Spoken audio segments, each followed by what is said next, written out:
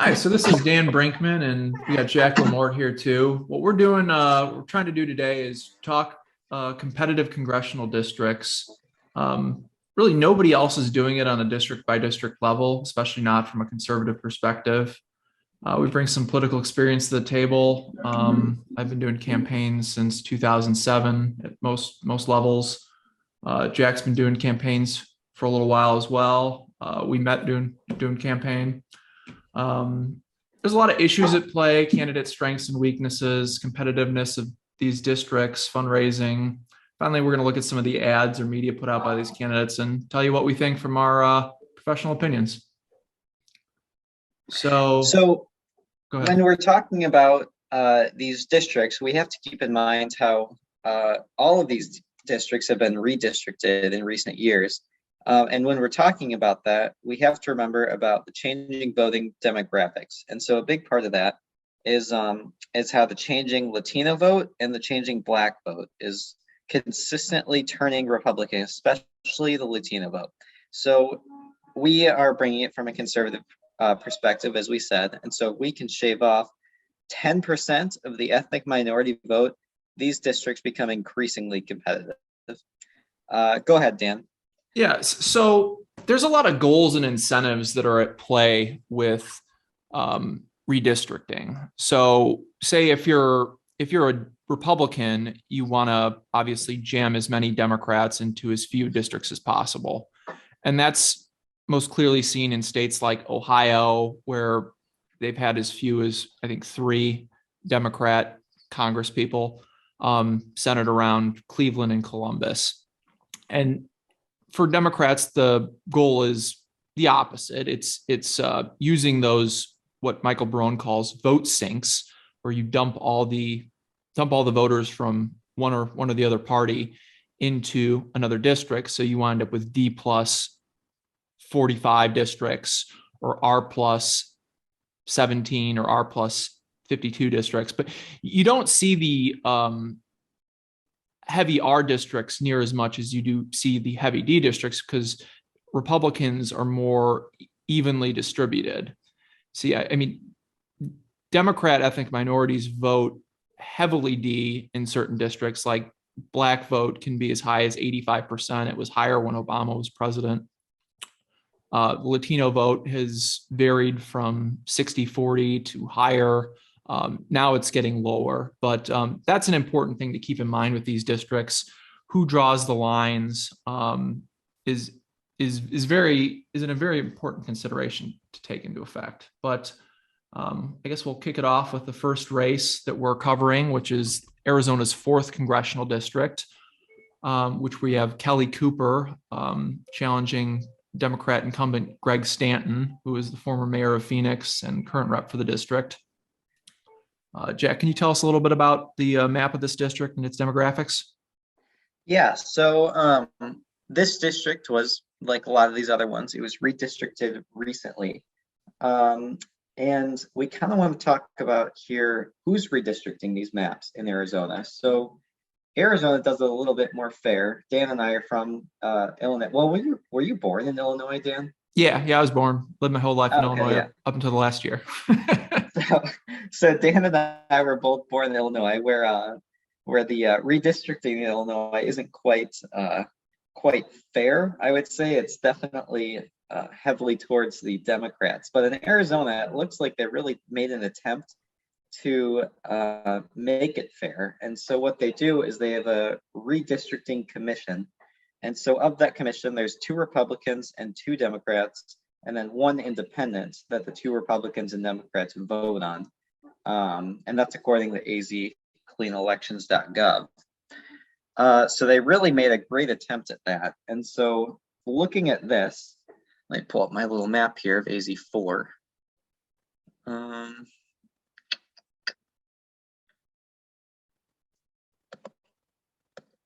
So AZ4 is going to be in that Tempe area of Arizona, which is just north of Phoenix.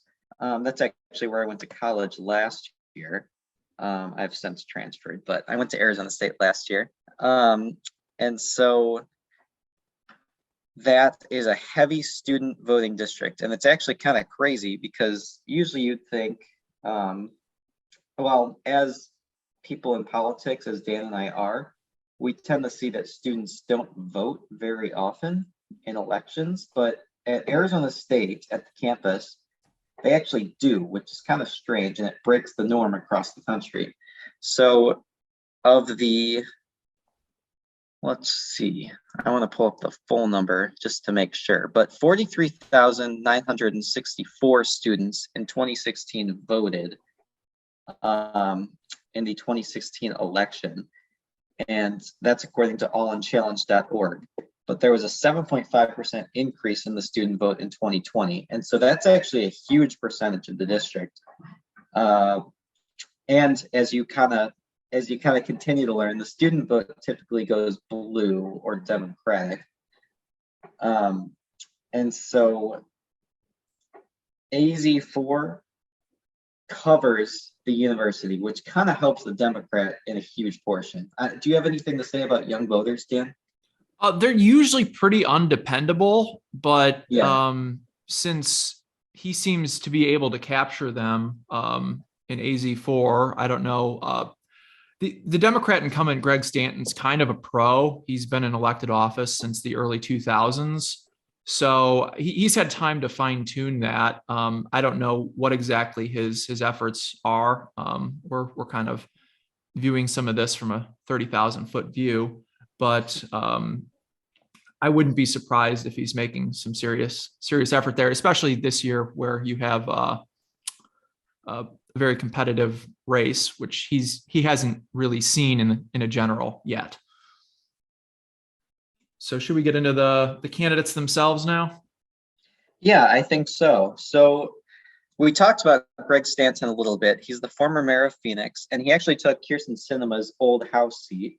She's now in the Senate, but she was in the House, and Greg Stanton took that seat. So we've been, as in our research, we see that Greg Stanton's fairly cool under pressure. He debated an opponent in 2018 and was barely fazed by accusations of impropriety by his opponent.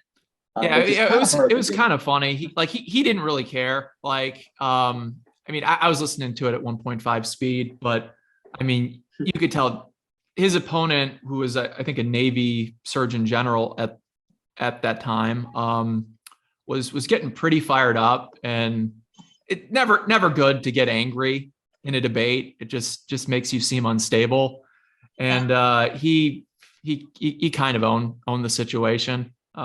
Whether the accusations were true or not, from a political standpoint, he handled it well.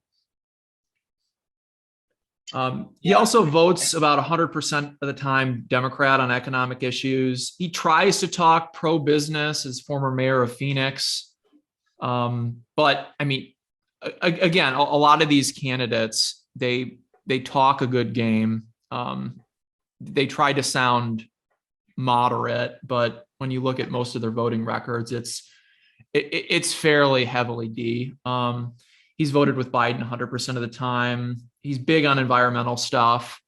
There was a quote from a newspaper that was picked up in the Almanac of American Politics. It said, "A cynical political watcher might say that Stanton often picked neighborhood interests over special interests, carefully measured each decision and weighed its political ramification with an eye to someday making a bid for mayor." So he's a little probably too calculating in how he does things, which is contrasted with his opponent, Kelly Cooper. Jack, you want to talk a little bit about Kelly? Yeah, so Kelly Cooper is the Republican challenger in this district. And he's actually a man, although you might think that he's a woman because his name is Kelly, but he's a former Marine. He is a current franchise business owner in the restaurant industry. And from what we've seen in our research, he's pretty hands-on and open in his approach. And I would say that he has a definite likability advantage, having run restaurants, and he doesn't give canned answers. And so I'm sure a lot of you have seen when you're researching politicians or you see them on the news, you see them all give this same answers about the same issues. But Kelly Cooper actually did a good job sounding legitimate. And so that's a good, I don't know if it's an advantage, but it definitely makes you more likable, which I guess and most voters likable is an vote advantage. in a large degree on likability. I mean, you can go through, there's a case to be made. There's no hard and fast rule here, but you can go through every presidential from 1932 to present, and more often than not, the more likable seeming candidate will win. I would say from doing campaigns that that's more the case the more local you go, because people, the more local the office is, the more people are willing to take a flyer on candidates. But oh, he seems like a nice guy. Oh, she seems like a nice guy. They went to my door. They gave me a call. Their ads, they seem pretty nice. So likability is huge in any campaign, really. And if you take a look at, I really think his experience is valuable from the restaurant industry, because you're interacting with tons of people on a regular basis. And that should give him a fairly good ability to read people in basically any context, deal with people that are difficult from customer standpoint to a candidate standpoint. A lot of people like to say that going from campaigns to selling stuff is, you have an advantage coming from the campaign world. But I would almost say it's the opposite is true. Selling candidates is easier than it is selling goods or services. And I think Cooper will be a formidable candidate. Do you want to talk about the money side of the race, Jack? Yeah, I'll talk about the money side, but I think that's a great point. So I think Cooper is a formidable candidate in this race. But it is definitely a Democratic favored district, especially with the college campus in it. But I think that background experience and the fact that it seems like he's running his campaign pretty soundly should make it a pretty close race. But that being said, let's talk about their finances here. So Greg Stanton has raised $2,992,000. He spent $839,000, almost $840,000, and his cash on hand is just about $3.2 million. Kelly Cooper, in contrast, has raised $1.5 million, has spent $592,000, and his cash on hand is $918,000, almost $919,000. And to make a little note on, because we're going to see in a lot of these other candidates, this one included, that the Democrats have the cash advantage in almost all of these instances. And that's not uncommon.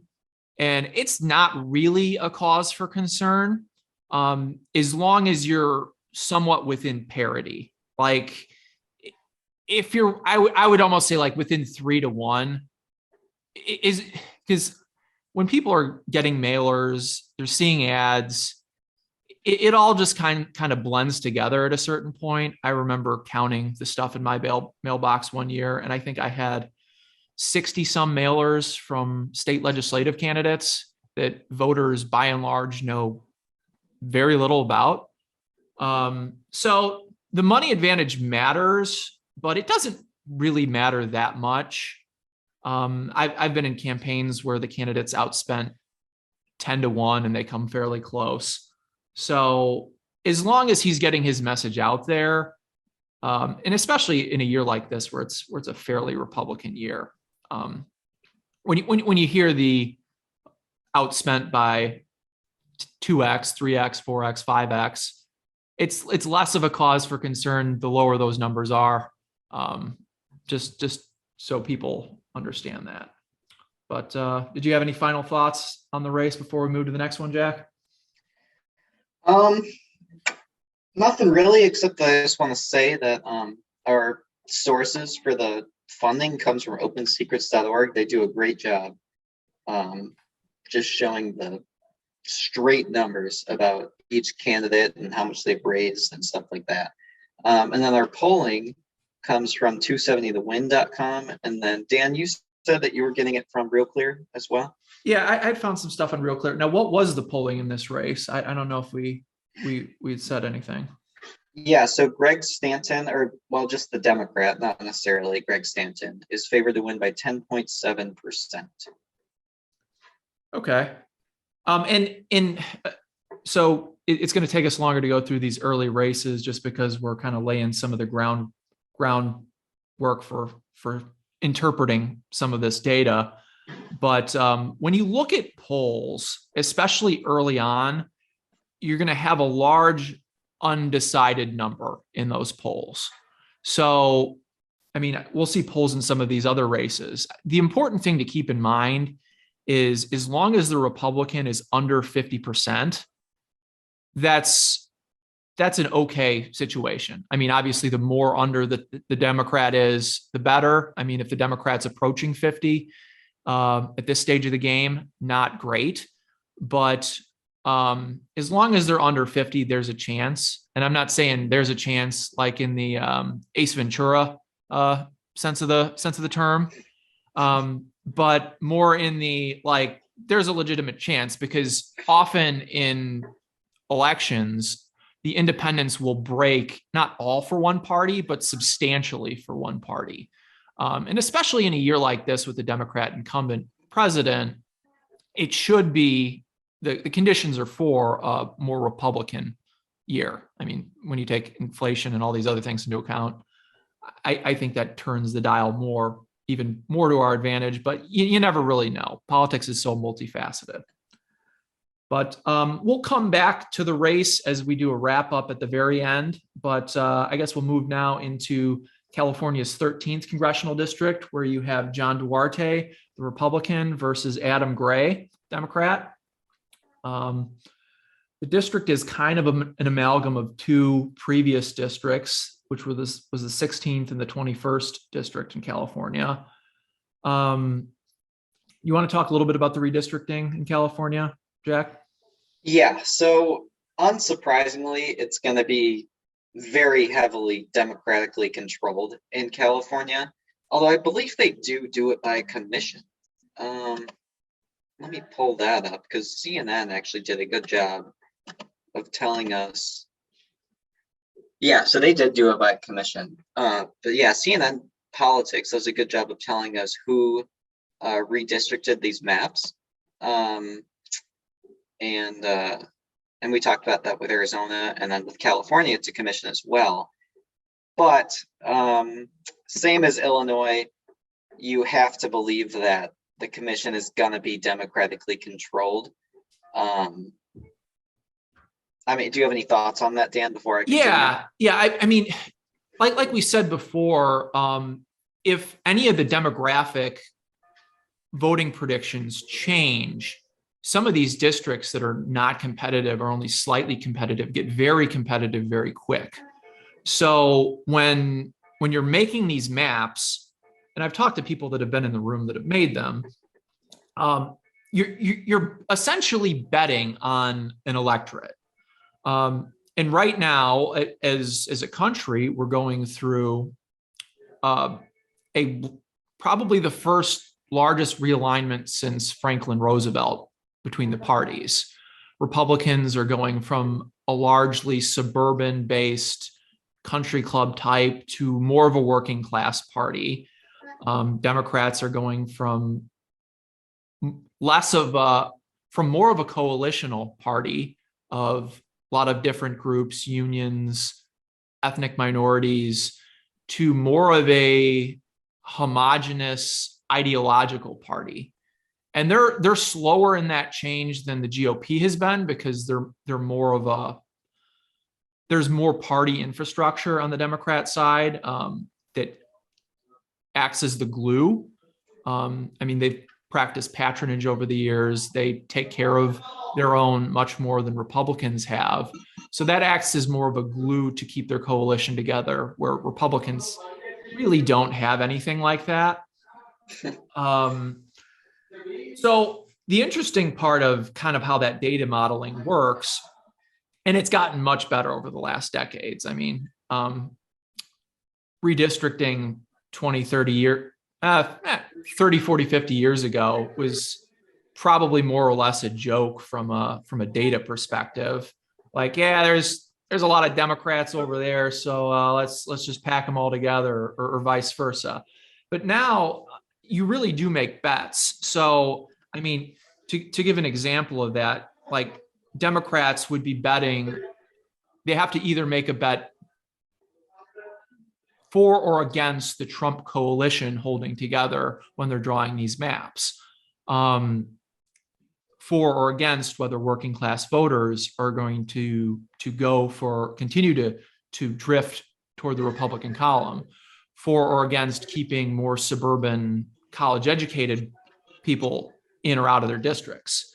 So there's a lot that goes into it, but they've gotten a lot better at it, which makes it really more and more dangerous as a tool.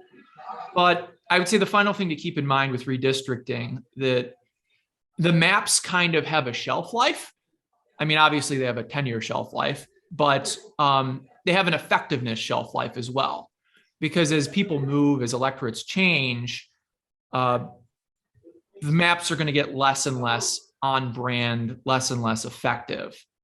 Like a map in 2020 was not nearly as on point as a map when it was drawn in 2012. I mean, the electorates just naturally change over time. So it's just like a poll. It's a snapshot in time. But I guess probably moving on into the geography and party ID of this district. You want to talk a little bit about that, Jack? Yeah, so the district itself is going to be kind of in central California, more towards the southern part of it. It's actually a fairly big district for California. It's just going to be eastern, a couple districts in from the coast.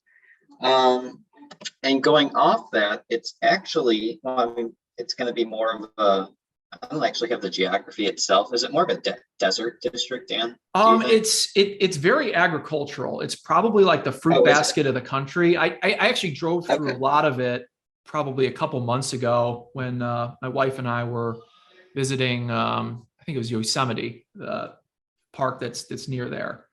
Is it near Sonoma? I am not terribly familiar with California geography. I know it's near Fresno. It's near Merced. Okay. It touches on Modesto. I think they call it the San Joaquin Valley. So ag is a big deal to this district. Okay. You hear a lot of these candidates talking about it, especially water rights. I saw signs talking about going after the Democrats for their water policies when I was driving through the district a couple months ago. But moving on to the candidates, we have Adam Gray, who is the Democrat. He's current state assemblyman. He had went after his previous opponent on a tax increase, opposing the opponent for making a tax increase, which not something you see very often from Democrats. It's fairly adept. We'll probably play that ad toward the end of this show. He's fairly good at bringing issues to what it would mean to the people being affected by them. Talks a lot about ag and water rights. His family has a dairy farm. He really doesn't post a lot of media. He's also boasted about voting to remove the tractor tax on farm equipment, which again speaks to how agricultural this district is.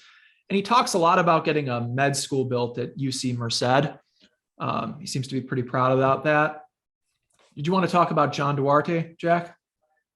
Yeah, I do. I want to add a couple things though. So we should mention that this is an open seat.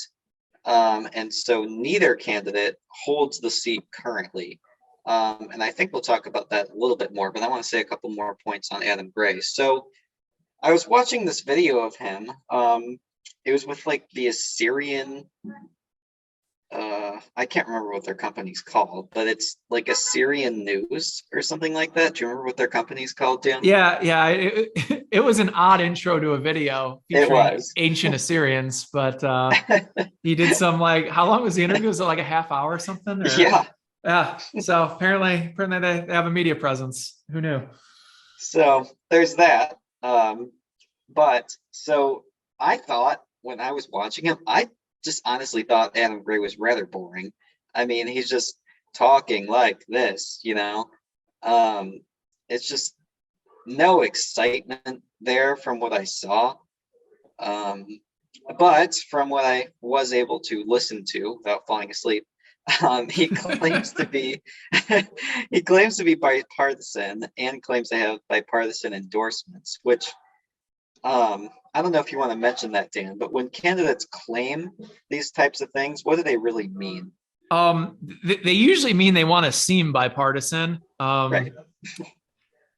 Yeah, there's usually unless there's teeth in it, like you see a little bit of teeth from one of the Dem candidates that we're going to feature later on, but Mhm. most of the time they vote like 100% Dem on issues, and especially coming from a state like California, there's not really a lot you can expect. And a very good point. He was not a very compelling candidate from a passion perspective. Yeah, no, I completely agree. And we'll post all of our links as well into our description below, so you guys can look into this as well. So we've got John Duarte. He's a former farmer. The Obama EPA nearly bankrupted his farm, and I'm sure Dan will go into more detail about that. He's a former businessman, or no, he is a businessman and a farmer with 30 years of experience. His ads are pretty slick from what we've seen. Water is a big issue for him as well, as we've talked about. This district is um, very heavy on water issues. I would imagine that they lack water, right, Dan? I mean, they're both talking about it. Yeah, I think it's just getting more expensive. California's been through a drought, and it Mhm. sounds like, at least from reading the signs out there, I haven't really researched this issue in much depth, but from the signs that I saw in the district, the accusation is anyway that the uh, the Democrats in charge are dumping water into the ocean instead of using it on these farms. So big if true. I don't know if Yeah. it's true, but it's being alleged anyway. Um, So yeah, no, you can see that water is a huge issue in this district. So John has also been hitting his opponent, which is Adam Gray, again, as we said, on inflation, and he's been attacking him on not showing up for the vote to lower the gas tax as well. which I mean, if you've ever driven through California or had to fill up in California, their gas prices are almost always the highest in the country, like by a long shot. Yeah. Like we were there, my wife and I, it probably must have been in March, and gas was like 560. And that was before like gas in most of the rest of the country got to those levels this year. But I mean, it was a good dollar and change, probably about almost $2 up on what we were paying in Ohio at the time. But Yeah, it's pretty crazy. My sister lives out there too, and every time I visit, I'm like, holy cow, it's just so it's so insane, the gas prices there. yeah, but Duarte's a newer candidate, which I don't know, gives at least me, who's done campaigns, a little bit of pause when people have no electoral or political experience coming into it. Although he has been in the news among conservative outlets, I would call Reason more of a libertarian-ish outlet for the Obama EPA issue that he experienced like 5 or 6 years ago. Um, but he brings his ads back to the people again. He doesn't really talk a lot about himself, so hopefully he'll prove to be a decent candidate. Did you want to talk about the money, Jack? Yeah, I totally do. So, also, I want a disclaimer here. I am a college student and I'm living with three roommates, so it'll be a little loud on that aspect. And my chair is very squeaky for some reason. So if you hear little squeaks, like, well, of course, it's not going to do it now when I'm demonstrating it, but yeah, that's where those noises are coming from. So when we're talking about their fundraising, what they've raised, spent, and their cash on hand, which actually I want to ask you about that in a second, Dan. But Sure. so Scott Durante, it's John Durante. Is it Scott or John? I think it's John. I think our next candidate's Scott. Yes, I think it is John then. Yeah. Well, I think it's Duarte. So maybe he's got a Hispanic thing going on. I don't know. He didn't have an accent from hearing him. So, okay. I mean, hopefully snag some of those votes, but I don't know. So yeah, John Duarte, if it's not John, California's 13th Republican. You guys can look him up. But he's raised $1,076,116. He's spent $703,000, and his cash on hand is $372, almost $373,000. Adam Ray has raised $946,000. He's spent $544,000, almost $545,000, and his cash on hand is $401,000. What is the cash on hand, Dan? I kept seeing this number. They kept putting it out there. It just means money available to spend right now. So yeah, it's just cash that you can spend. Sometimes candidates do loans and other things. There's certain reporting requirements that go along with it too. Certain states you have to report a check within a couple of days of when you get it, certain number of hours. But cash on hand is usually one of the best indicators you can use to see what kind of juice they have, like right at that moment. And Okay. then as time goes on in a campaign, the cash becomes, I would say, more of a little bit of a constraint, because there's certain things that you can do with there's a bit of lead time for certain things in a campaign. So if you see your opponent has only so much cash on hand, you can kind of backroll some of the things that you're planning to do in your campaign to hit them at the end, and they won't have the time or resources or the ability to raise those resources to respond. So it tends to be a good gauge. Awesome. Do you have any final thoughts on the district, Dan? This was one that we probably had less like intel that we were able to find than some of the others.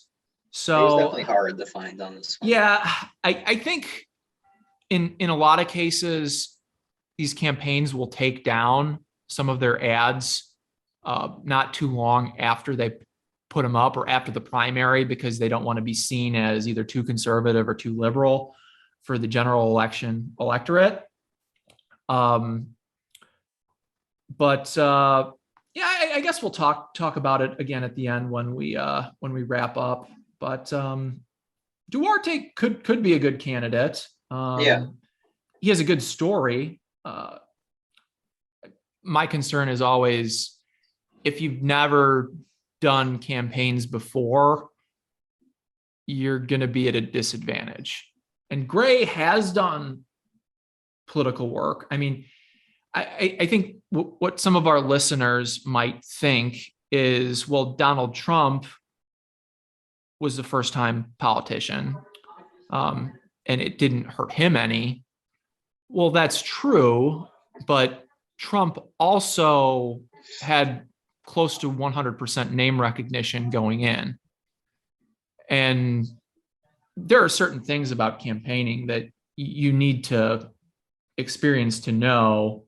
And being a first timer, it's going to be, it'll be tough. I mean, hopefully he has a lot of good people from the RNC and the RNCC. They're with him to help him. But best of luck to John Duarte. That's all I got to say. Yeah, and so that being said, 270 Win does rate this district Democratic plus as well. They say the Democrats are favored by 11.4%. But I mean, it's still early, and congressional polls are not great. Wouldn't you agree on that, Dan? No, no, they're not. And I Yeah. think we had some other polls for that race, didn't we? Was that Um, the 37-37 one? yeah, yeah. There's been a recent poll on that had them both tied at 37. So this could be quite a toss up, which maybe goes to speak to Adam Gray not having any real name rack, or maybe just being a boring campaigner. We don't know. And you said that was a Real Clear Politics poll, I think. I mean, it was up on their site. I doubt they put it up. But Yeah, I doubt they commissioned it. But right. yeah, So, but I mean, yeah, I mean, but that goes to say, I mean, I'm saying that it's Democratic plus 11.4%, and Dan's saying it's 37-37. That's how fluctuating these polls can be in yeah. congressional races. And the smaller you go on the race, the less reliable the polls are. Yes. Because then you get into more, I call it like kind of micro data, but like statewide polls are much more likely to be accurate. Nationwide polls are somewhat more likely to be accurate, but the smaller sample sets that you're just going to get from these congressional districts on races that people really aren't following until the last month or so of the campaign, there's just kind of, it's hard to pin down. Yeah, absolutely. And I remember when we were working on our congressional race, or the first one we worked on together. Well, we've only worked on one congressional race together, but I remember asking you, because I was new to politics at the time. I was like, "Are there any polls? Like, is our candidate favored to win or anything like that?" And you're like, "There are polls."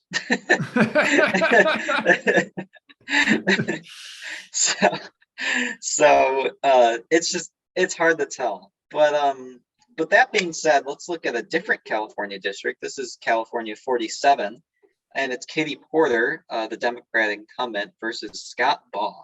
Do you Yeah, want to talk about the district? yeah, this is a pretty interesting district, actually.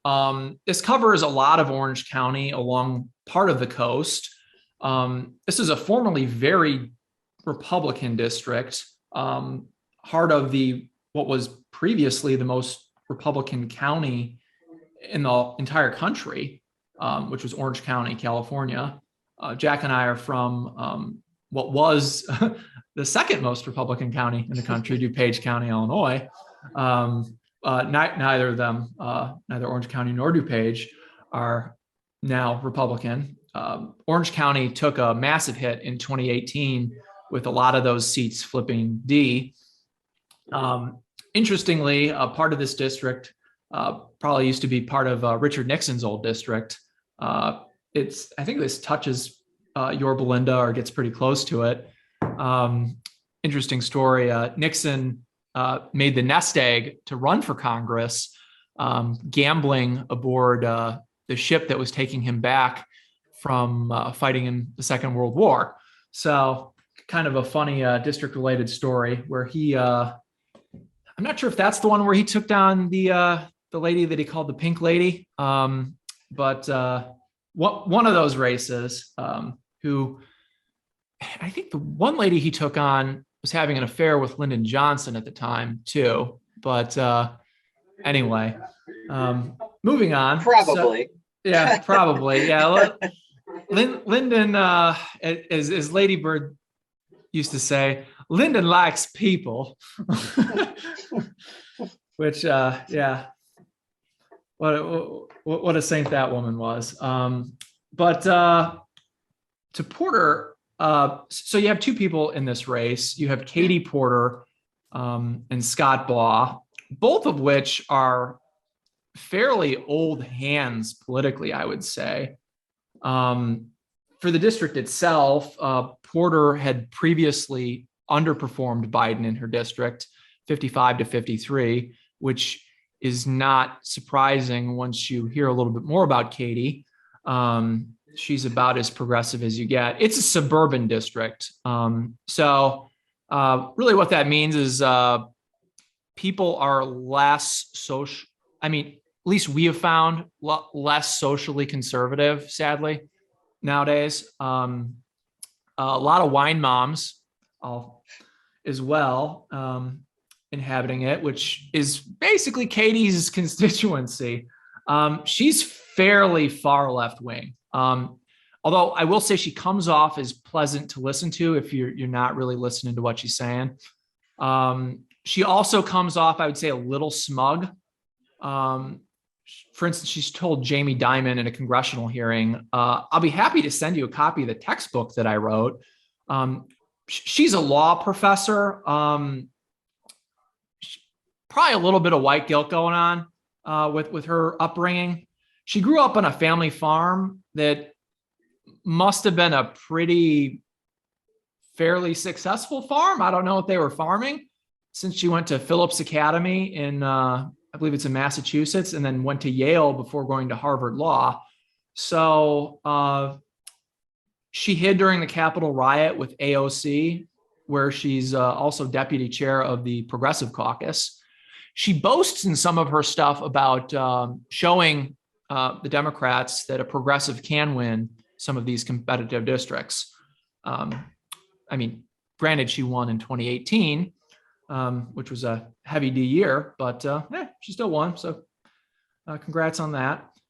She is a law, or was a law professor. I don't know if she still is, and named one of her kids after Elizabeth Warren. She's kind of got a cult following among the far left. She's been on Bill Maher, Samantha Bee, Seth Meyers.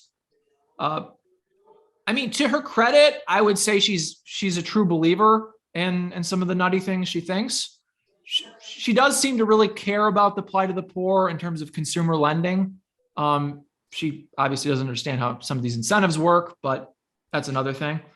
I mean, as Reagan had said, Democrats, what did he say?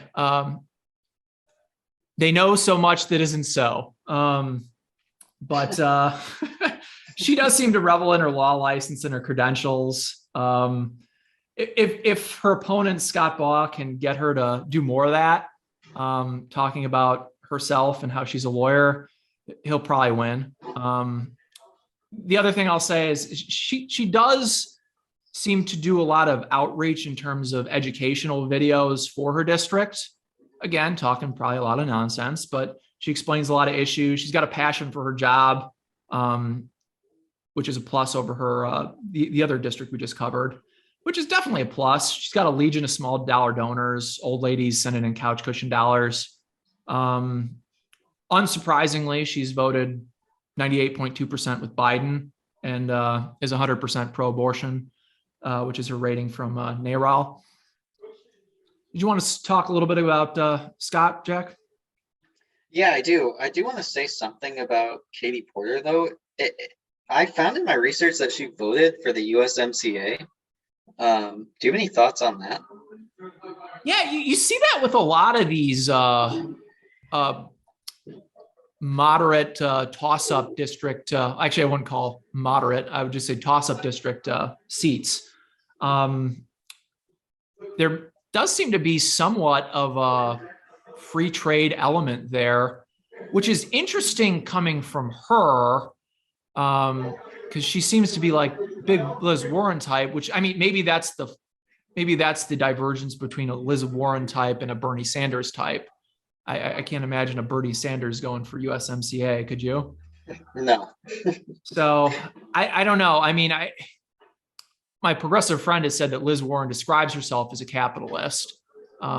We'd probably beg to differ a little bit on that, but maybe that's where that streak comes from. Tough to say. Yeah, I mean, I don't know. It's unexpected, but it makes sense in a competitive district like this. Yeah. So Scott Baugh, though, who's a Republican candidate, a Republican challenger, is also a lawyer, but he's going to be less likely to tell you about it. Apart from Katie Porter, he did run for Congress previously against a sitting Republican.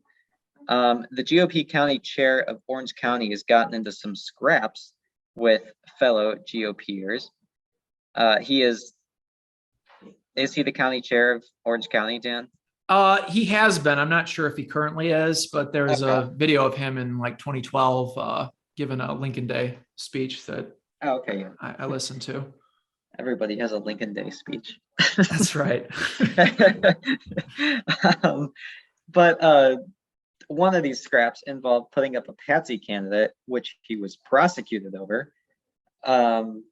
Another involved failing to report some income from Philip Morris as a lobbyist, which is the thank you for smoking throw in. I'll have Dan talk about that a little bit more in a second. He seems like a fairly gregarious candidate of somewhat old school variety, which is definitely rare to see nowadays. Because you see a lot of the far right wing Trump supporting candidates, and then you see a lot of the quote unquote rhinos, which kind of hide in the distance. But I would say that Scott Baugh is fairly conservative, or maybe very conservative, but still knows how to play politics pretty well. Yeah, I mean, the videos I watched of him, he seemed very conservative. He doesn't mention abortion on his website, but I mean, that might just be a tactical play. So I would expect him, just from listening to him, to vote down the line GOP. Yeah, I would expect so as well. Scott Baugh is a previous assemblyman, though. He was first elected in 1995. He focuses on crime a lot in his ads. Well, he's not pro-crime. His ads probably focus on on anti-crime positions. But hopefully his baggage doesn't bring him down as far as the other dirt on him goes. Yeah, I mean, I think, like, from a campaigner perspective, like, I don't think any of this stuff would bother you or I. Whether it bothers the voters might be another thing. Like, stuff that, like, I might think of as funny, or like, it's a clever tactic.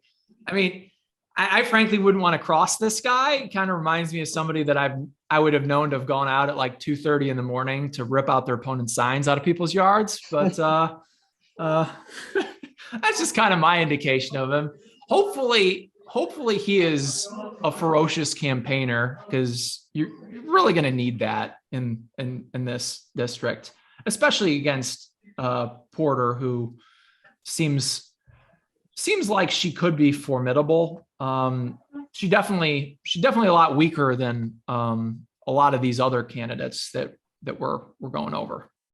But did you want to talk about the money side of the equation, Jack? Yeah, I do. So Katie Porter has raised almost $17 million, though, which is a massive amount of money. She's spent $7 million of that, but then I wanted to ask you about this earlier. Her cash on hand is almost $20 million. How is it possible that her cash on hand is more than what she's raised? She might have raised it in other quarterly filing periods, so it might just not be showing up.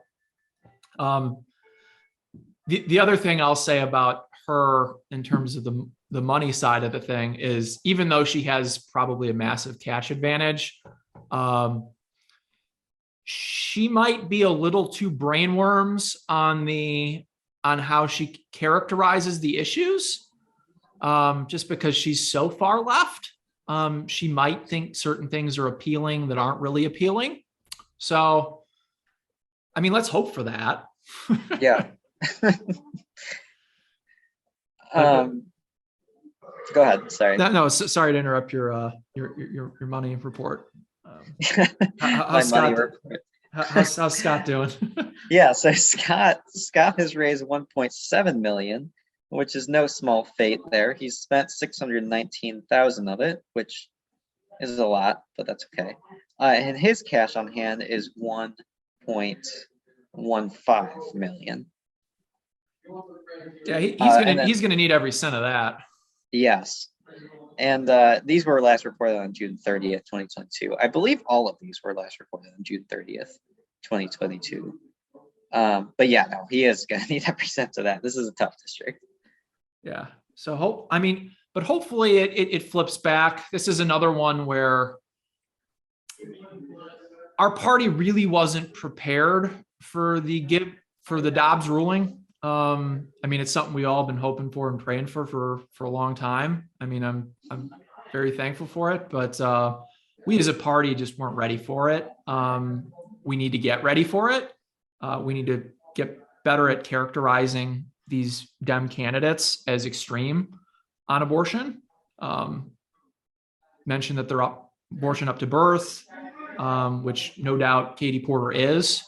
They have very extreme positions on it relative to the population. And in a district like this, they're going to try to milk that beyond belief. And we've seen it in the last month or two in some of these special elections that have been up, where Democrat turnout has been up, as well as voters who haven't voted previously showing up to vote on these issues. So that's something we just need to gear up for. There's no reason we can't. I mean, we're on the correct side of that issue. But the voters just don't know it. They haven't really thought about it. They think it does things that it doesn't do.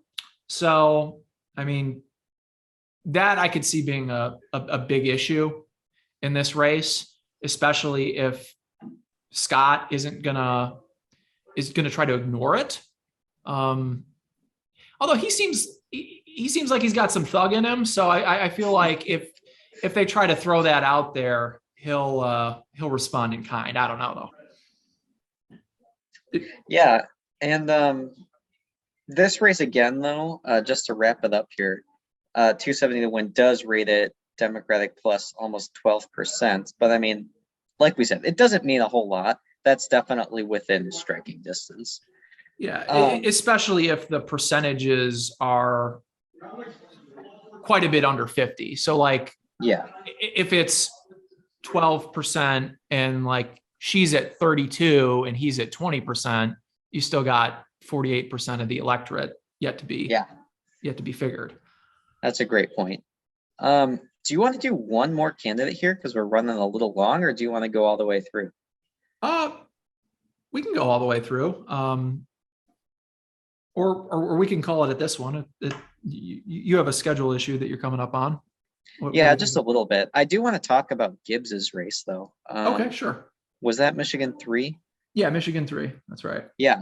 So we're going to skip to Michigan 3 here. We'll cover the other ones in a future video. And it also got me thinking, we were talking about the presidents. Maybe we could do a presidential video at some point. We'll throw that out there, but you never know. Yeah, if y'all like what we're doing, I mean, we'll keep doing it. Yeah. It's kind of a trial run at this point. We don't know. So Michigan 3 is Hillary Scholten versus John Gibbs. This district covers Grand Rapids. It's a large manufacturing district, especially for office furniture, which I thought was kind of interesting. Its number one buyer, however, is China. Did you have something on the office furniture, Dan? No, I just thought that was interesting. I hadn't found that in my research. Yeah. And so, but its number one buyer is China, which it's a little bit sad, but at least they're buying things and it's giving us jobs. So first we'll dive into Hillary Scholten here. I gotta say, her first disadvantage though is that she's a Democrat named Hillary. So I mean, that's never gonna work out. But it was kind of interesting though on the way she did her ads. Like she tried to present herself as conservative almost. I mean, she's pretty far left wing, but she was trying to put religion as a huge centerpiece in her ads and her family, which, well, I mean, I guess they all do family, but religion is kind of a weird one for Democrats. Yeah, you could tell that she, I mean, either believes it or is studiously trying to appeal to people that might not like her party's positions on next to anything, and willing to be not deceived, but to fall for it a little bit. Yeah. And we'll post those ads as well in the description. So some of her highlights though are or some of her highlights in her ads that she talks about as well. that make her kind of left wing is she talks about voting rights, which is a big Democratic issue, which I don't really want to get into it about our conservative position on. But I mean, Republicans are not trying to restrict voting rights, but No. the Democrats consistently like to say they like to use that as a campaign piece, and they put it in their ads a lot. I've seen it. Which voters don't really care about that issue. Like it's a pretty bottom basement issue, which it's kind of funny that she brings it up because she might be a little blinded to the importance of it based on her work in an immigrant rights center as a lawyer. So she probably is thinking this is more of a front and center issue when it's a pretty, I mean, talking about way too online people. I mean, maybe she and Katie Porter share that in common of thinking certain things are more on voters' minds than they are. Yeah, I would agree with that. She does talk about, and I would give her credit to this one because it's an actual issue that people care about, is failing infrastructure. And this is the Grand Rapids area. So from what I've looked at it, it looks like their infrastructure is not all that great. And so at least she's highlighting that. Yeah, you've driven through Michigan, as have I. I mean, the roads are not great. I mean, probably I'd put them a little bit better than Indiana's. How would you rank that, Jack? Say that again. Sorry, my roommates were being loud. Oh, I said I would rank them a little bit better than Indiana's roads, but yes, not much. Yes, I would agree with that. She also talks about high costs in healthcare, which is that's another big Democratic talking point. But those are her three biggest things that she focused in her ads. And again, we'll put that below. So talking about John Gibbs, though, he's the Republican candidate, the Republican challenger, and he actually defeated the incumbent representative Peter Meyer. Oh, that's right. This is an open seat, isn't it? Yeah, this is an. I mean, it was open. It might not have been an open seat up until a couple of weeks ago when he beat Meyer, but now it's an open seat. So yeah, John Gibbs defeated Peter Meyer in the Republican primary on August 2nd, which is that's my birthday, but you know, and it was. Do you want to talk about the Democratic ads that they're running for more conservative candidates in primaries? Yeah, so they find candidates that might have electability problems, and they dump a ton of money on them to beat other Republican incumbents or challengers. I mean, it's a fairly smart strategy, really. I mean, you'd rather be up against a weaker opponent in a general where you're going to spend like 5 times as much than a stronger opponent that might be more electable for a district. The other thing that Meyer was facing was being at the center of Donald Trump's ire for voting against Trump in the second impeachment case. So Gibbs is a little bit on the stop the steal side, but he also has some other issues with saying some probably in politics stuff about gays. Otherwise, though, I think he's he has some serious strengths as a candidate. I mean, as an African American, I mean, he's going to have some good appeal on that side, which we sorely need as a party. Former software engineer for Apple, worked on the first iteration of the iPhone, was a missionary to Japan, served in the Trump administration as Undersecretary for Community Development and Homelessness.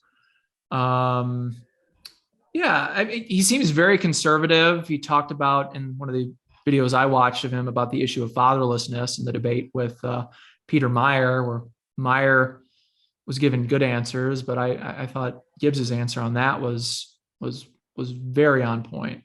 But did you want to talk about Gibbs some more? Yeah, I did. So I don't know why I shouted that, but yeah, I do want to talk about John Gibbs.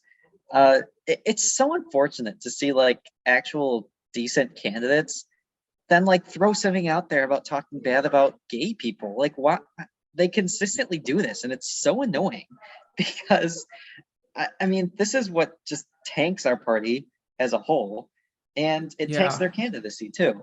Yeah. We're seeing it in the Senate now. We saw it a lot. I think it was like 2010, 2012, 2014. We had a lot of open Senate seats that we basically gave away by nominating kind of kooky candidates. I mean, Yeah. hopefully it's not as big of an issue for Gibbs. I mean, one of the fallacies that a lot of our candidates run into is thinking that because Trump did it, they can do it.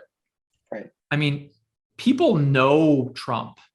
I mean, whether they like him or hate him, like they know him, and people are willing to give him the benefit of the doubt on things because, like, yeah, Trump just says stuff.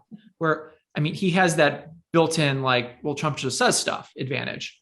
Where these other candidates, I mean, how much time is the average voter thinking about a congressional race before they pull the lever? Not as much as they've thought about Trump.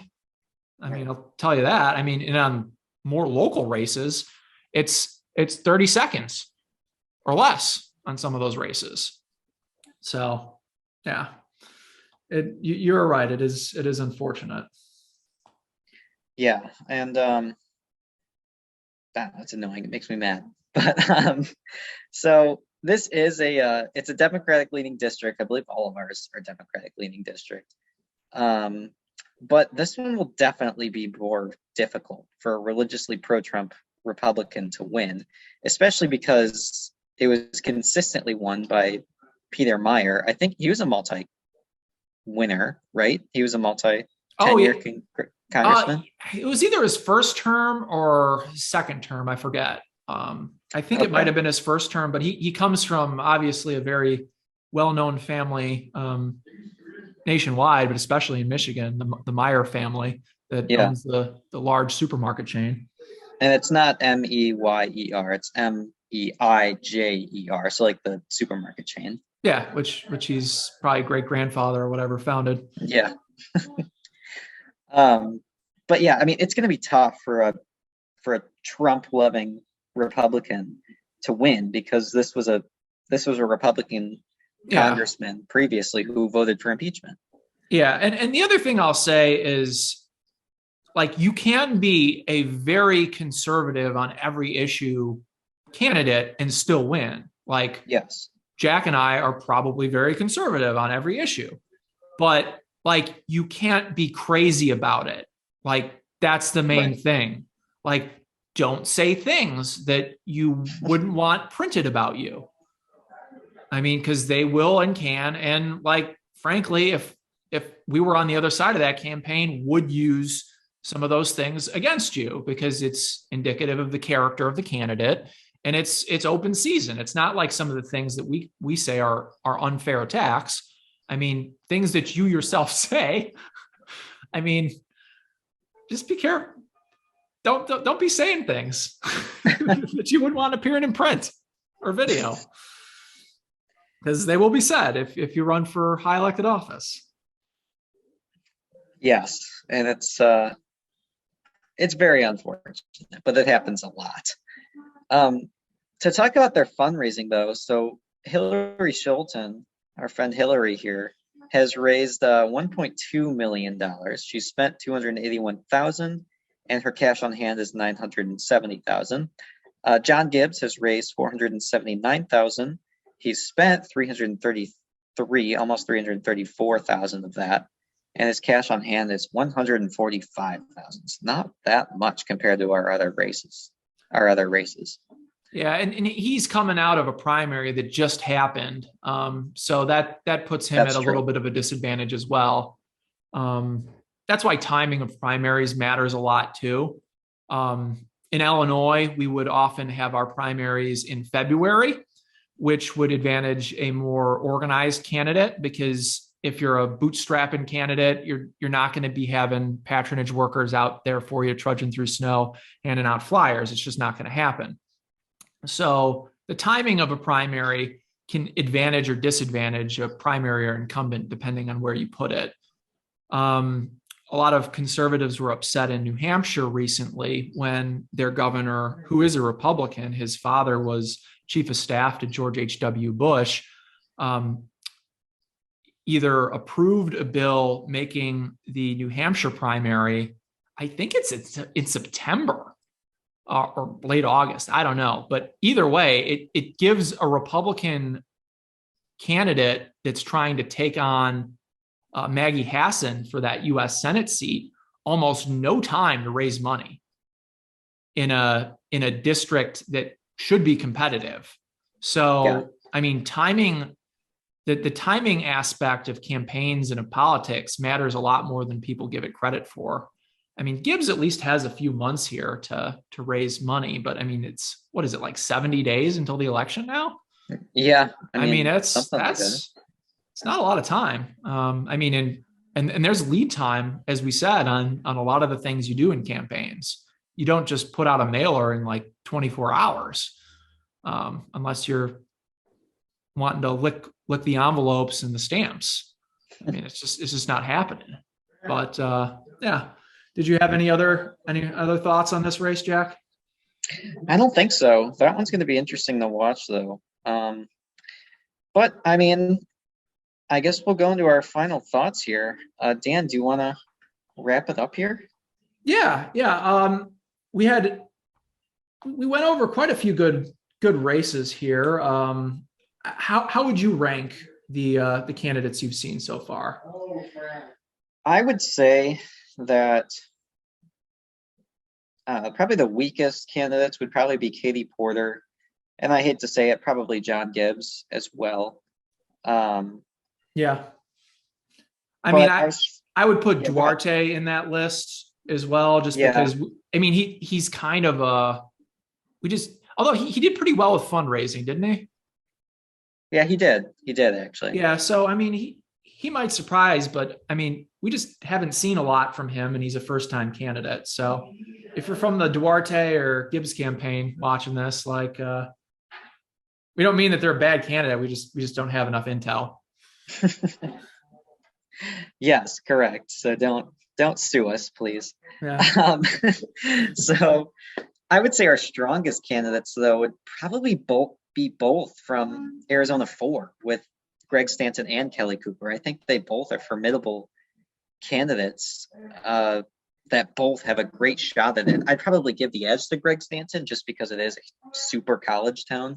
Yeah, and he seems like a pro. Like, he really does. I mean, and he's got probably perfect name recognition, like on at or near the Trump level of like almost universal. Like, when you're a mayor of a large city, like, people know who their mayor is. People do not know who their aldermen are. They don't know who their state reps are usually, unless you've been an institution.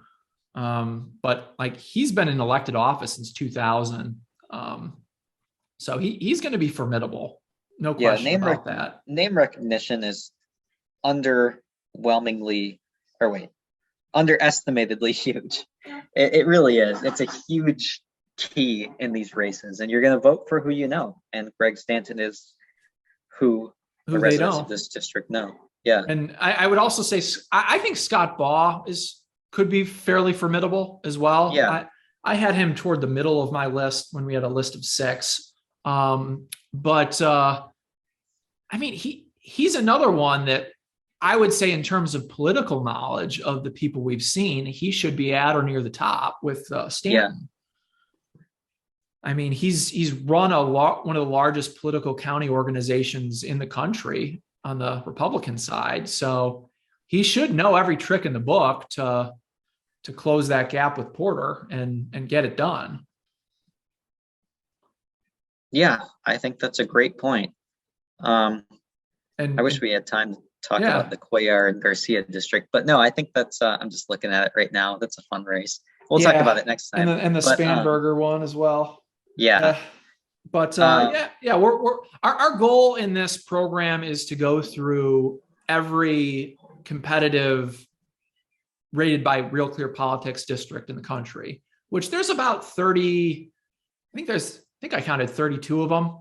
So, I mean, we're going to shoot to do these every week until we work through them. And if people like what we're doing, we'll maybe we'll keep going with other stuff. But we figured we'd start with a few districts. We did 4 today. Hope to keep doing them, and hope everybody enjoyed, and God bless. Yeah, have a good one, guys. Thank you for listening to Dan and I'm Jack, in case you forgot my name. But yeah, it's been a lot of fun, and we hope to retain some viewership and see you guys soon. Yeah, I mean, at the very least, it's been fun researching these districts. So yeah, that's true. All right. Thanks again. Bye.